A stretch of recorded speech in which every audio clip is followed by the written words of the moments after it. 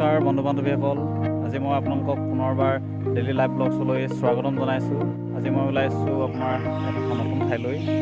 ঠাইডোখৰ আপোনাৰ dolphin point. ঠাইডোখৰ ক'ত আছে জানিবলৈ আপোনালোকে মোৰ ভিডিঅ'টো শেষলৈকে চাব লাগিব। সেয়া আহকচোন, মই এতিয়া ওলাইছোঁহে আপোনাৰ, সেইকাৰণে আপোনালোককো অনুৰোধ জনাইছোঁ ভিডিঅ'টো শেষলৈকে চাওক। আৰু ঠাইডোখৰ খুব ধুনীয়া। আগতে গৈছোঁ বহুবাৰ, এই 2 বছৰ পাছত এইবাৰ ওলাইছোঁ আকৌ কৰোণাৰ শেষ হোৱাৰ পাছত। সেইকাৰণে আপোনালোককো অনুৰোধ জনাম আপোনালোকে ভিডিঅ'টো শেষলৈকে চাওক আৰু ঠাইডোখৰ প্ৰকৃতি পৰিৱেশ খুব ধুনীয়া, সেয়া দেখাবলৈ চেষ্টা কৰিম। আমৰ ঠাইটো পালেহি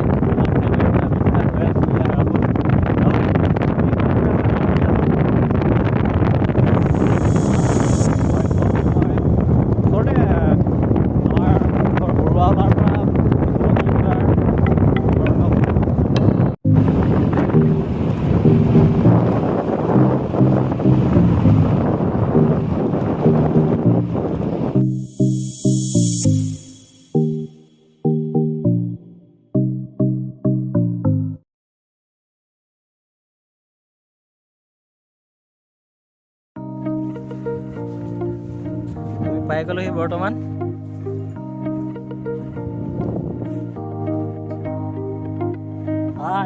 পাই গ'লোহি।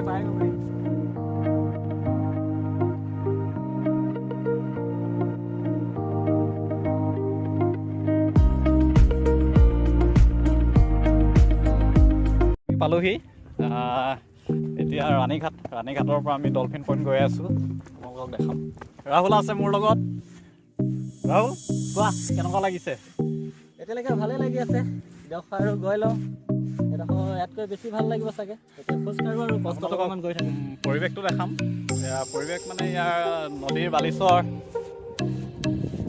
ডিব্ৰু আৰু ডাঙৰি, যথেষ্ট দূৰ আমি খোজকাঢ়িব লাগিব।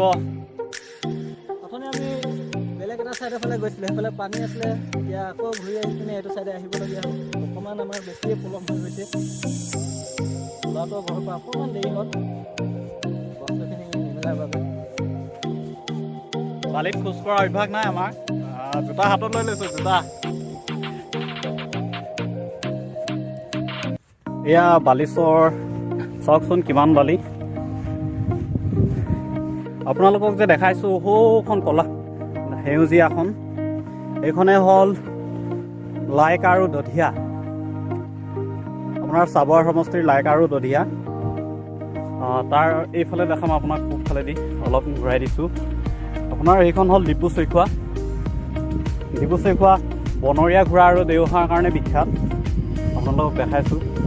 আপোনালোকে চাওকচোন গোটেই ভিউজটো কিমান ধুনীয়া। ইয়ালৈ খুব কম সংখ্যক মানুহে আহে আৰু ইয়াত ডলফিন পইণ্ট আছে বুলি সকলোৱে গম নাপায় আচলতে। আমি 2-3 বাৰ আহিছোঁ ঠাইডোখৰলৈ।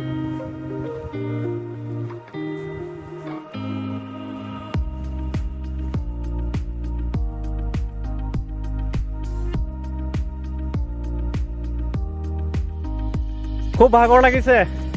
বালিত খোজকঢ়াৰ অভ্যাস নাই, পথাৰৰ বোকা মাটিতে খোজকঢ়াৰ অভ্যাসটো আছে। তাতকৈ বেছি কষ্ট বালিত খোজকাঢ়িবলৈ। কি আছিলে? মৰুভূমিৰ শুকান বালি।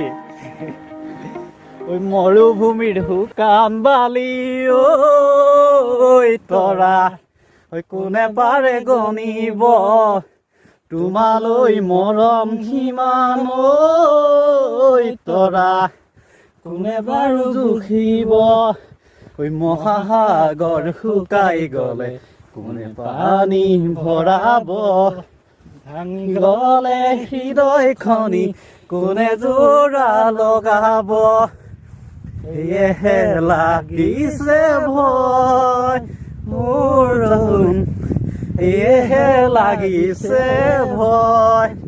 এয়া মৰুভূমিৰ শুকান বালিতকৈ বেছি হৈছে। যথেষ্ট ভাগৰ লাগিছে দুয়োটাৰ। পিঠিটো এটা এটা বুজা। পানী বটল লৈ আহিছোঁ, চিপছৰ পেকেট লৈ আহিছোঁ খাবলৈ। এতিয়া আমাৰ মেইন পইণ্ট হৈছে ডলফিন পইণ্ট। ডলফিন পইণ্টটো আমি আপোনালোকক দেখাম, চাওকচোন। সৌৱা ডিব্ৰু চৈখোৱা আপোনালোকৰ পাছফালে থিয় হৈ আছে। ডিব্ৰু চৈখোৱা আপোনালোকক ডিব্ৰু চৈখোৱাৰ কথা নকলেও হ'ব। ডিব্ৰু চৈখোৱা বনৰীয়া ঘোঁৰাৰ কাৰণে বিখ্যাত লগতে দেওহাঁহো পোৱা যায় ইয়াত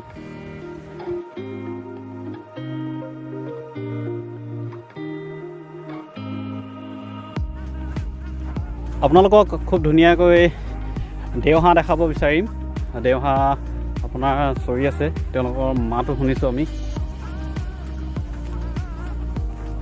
দেওহাঁহ বিৰল প্ৰজাতিৰ হয় সকলোতে দেখিবলৈ পোৱা নাযায় ডিব্ৰু-চৈখোৱা ৰাষ্ট্ৰীয় উদ্যানৰ ওচৰতে দেখিবলৈ পোৱা যায়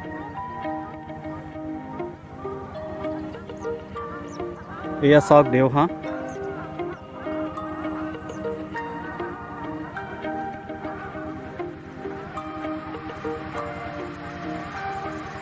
দেখাইছোঁ সৌখনে ডিব্ৰু-চৈখোৱা আৰু লাইকা দধিয়া এইখন আপোনাৰ নদীখন ডিব্ৰু আৰু ডাঙৰি হয়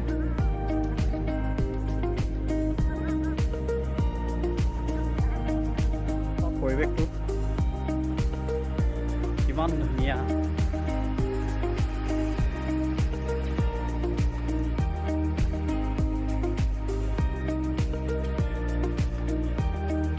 এতিয়া চাওক বাঘৰ খোজেই হ'ব লাগে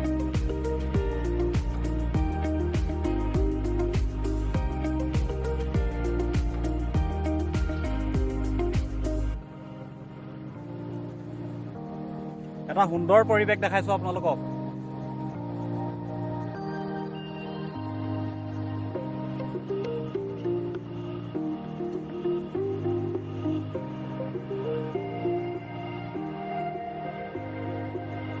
বগাকৈ বগলী দেখাইছোঁ আপোনালোকক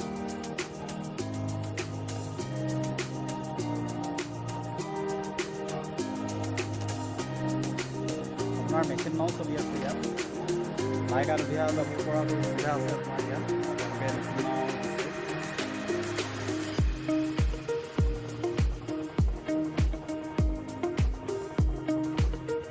ৰাহুলে নাৱত উঠিবলৈ লাইকা দধিয়ালৈ যায় আৰু ডিব্ৰু-চৈখোৱালৈ যায় নাও মালিক ৰাহুল শইকীয়া ৰাহুলক লৈ আহিছোঁ আজি নাও মালিক হিচাপে লাইকা দধিয়া যাম যাবা নেকি টকাটো পামচাৰ হৈ আছে আজি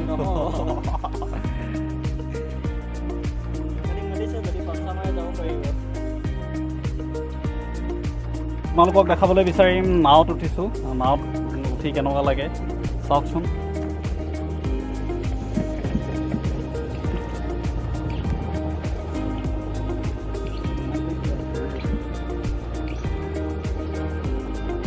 সৌৱা ৰাহুল আৰু দূৰত আপোনাৰ ডিব্ৰু-চৈখোৱা ৰাষ্ট্ৰীয় উদ্যান আপোনালোকক পুনৰবাৰ কৈছোঁ ডিব্ৰু-চৈখোৱা ৰাষ্ট্ৰীয় উদ্যানত বনৰীয়া ঘোঁৰা পোৱা যায় নাও উঠোঁতে ডুবে আৰু নামোতে ডুবে বুলি কয় কিন্তু আজি ডুবা নাই আমি কম পানীত আছোঁহি ৰাহুল কিবা এটা কোৱা এতিয়া অলপ আৰাম কৰিম আৰু আমি আপোনালোকক দেখাম আমি এতিয়া খোৱা বস্তু লৈ আহিছোঁ পানী বটল চিপছ চানা তেনেকৈ লৈ আহিছোঁ আমি এতিয়া খাম আৰু বহি কথা পাতিম আৰু আপোনালোককো সুন্দৰ পৰিৱেশ তাৰ মাজতে দেখাই যাম খুব সুন্দৰ পৰিৱেশ আপোনালোকক দেখাবলৈ আমি চেষ্টা কৰিম ৰাহুল আৰু মই আছোঁ আজি ডলফিন পইণ্টত গুইজান ৰাণীঘাটৰ ডলফিন পইণ্ট যি ঠাইৰ পৰা ডিব্ৰু-চৈখোৱা আৰু লাইকা দধিয়াও যাব পাৰি এয়া আপোনালোকক দেখাবলৈ চেষ্টা কৰিম তিনিজন মাছমৰীয়াই নাৱৰ সৈতে তেওঁলোকে জাল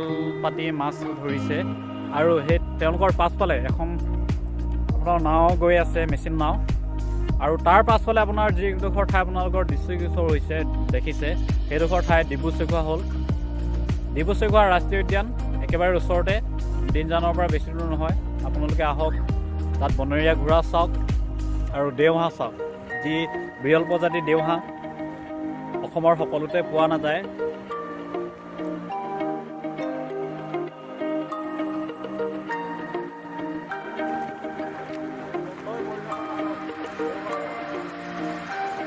বামৰ পৰা অকণমান দহৰ নাওখনলৈ আহিলোঁ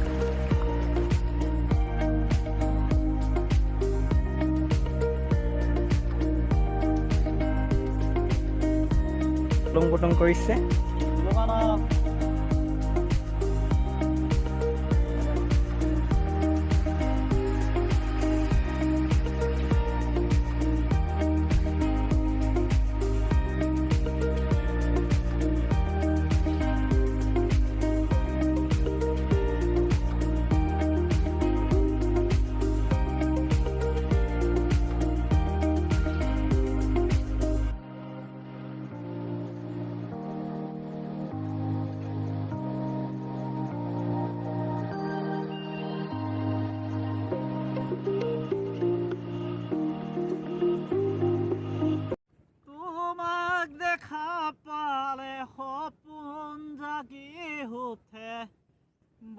খনি হয় তাজমহল মন নদী হয় মৰম শিৱ ধুবুৰু তাহাত হয় হাতত সন্মুখত যেতিয়া তোমাক দেখো যাযাবৰ অভিমান পুথিতে ৰাখো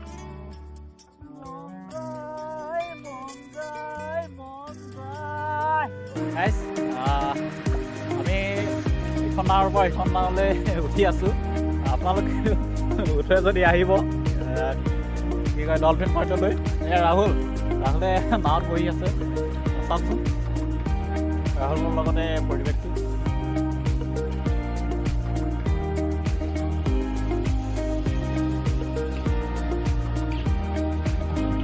ইমান ধুনীয়া পৰিৱেশ আপোনালোকক দেখাবলৈ বিচাৰিছোঁ ডলফিন পইণ্ট খুব কম সংখ্যক মানুহে জানে যে ডিব্ৰুচৈখোৱাৰ ওচৰত ডলফিন পইণ্ট আছে বুলি এই ডলফিন পইণ্টত আমি আহিছোঁ আজি